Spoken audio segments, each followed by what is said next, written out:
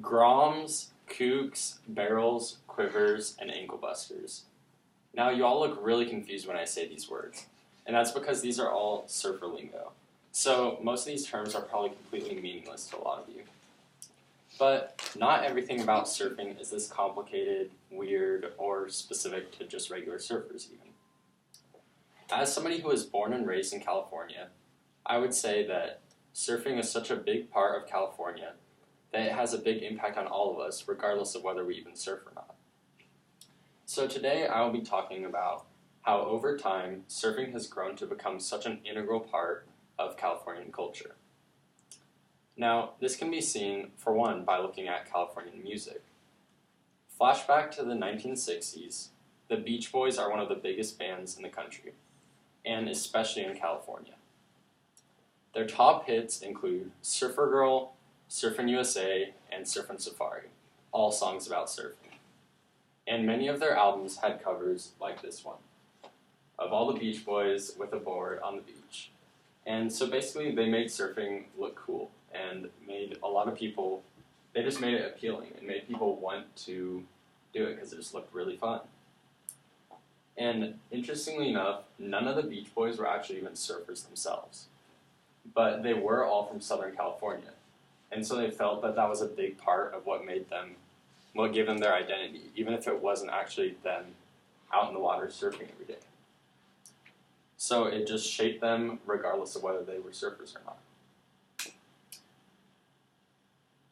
Now, Sam Goldman wrote in the Santa Barbara Independent in 2016 that the Beach Boys ingrained the laid-back, beach-loving spirit of California into Americans' collective consciousness. So because of them, people soon began to realize how unique California is for its coastline, because no other state, or few other states, have one.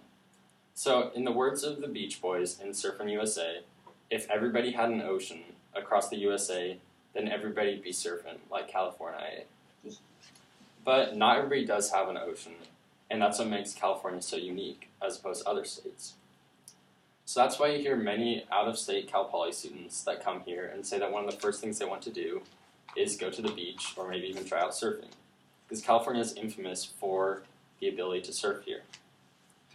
In his 2011 Smithsonian article, Rhodes Fishburne describes the California Surf Museum in Oceanside, which celebrates the long history of surfing in California and also explains its cultural impact on the lives of Californians. So, as long as you're in California, you probably wouldn't think twice or be surprised at all to see a restaurant that looks maybe like this one, with boards hanging from the ceilings, surf pictures on the walls, and maybe Sublime or Red Hot Chili Peppers playing in the background. And you also wouldn't be surprised to see someone with an Endless Summer poster, because it's just such a big part of Californian culture. Additionally, you'll see many people wear surf brands regularly or talk like surfers, regardless of whether they're even surfers themselves. And that's not to say that anybody that wears O'Neill or Rip Curl is automatically a poser or anything like that, not at all. Surfing is such a big part in California that even those who don't surf themselves can appreciate it and are influenced by it in a lot of ways. And in her early 2000s article in Advertising Age, Alex Cuneo writes that many of the brands have added skateboarding and snowboarding to their mix, providing products for other seasons and youth who don't live on the coast. So these surf brands are branching out into all sorts of other arenas in order to broaden the audience so that everybody can appreciate this culture that originally stemmed from surf. Now, according to the O'Neill website, Jack O'Neill started out selling boards and surfboard wax out of his San Francisco garage over 65 years ago. But today, the company O'Neill is worth millions and millions of dollars, and they've branched out into clothing, surfwear, really anything you can imagine. Another one of the big things that has come out of surfing that we don't often think about is actually skateboarding. According to Surfline.com, surfers birthed skateboarding out of boredom when the waves were flat. And originally it was even referred to as sidewalk surfing, and bears many similarities to that.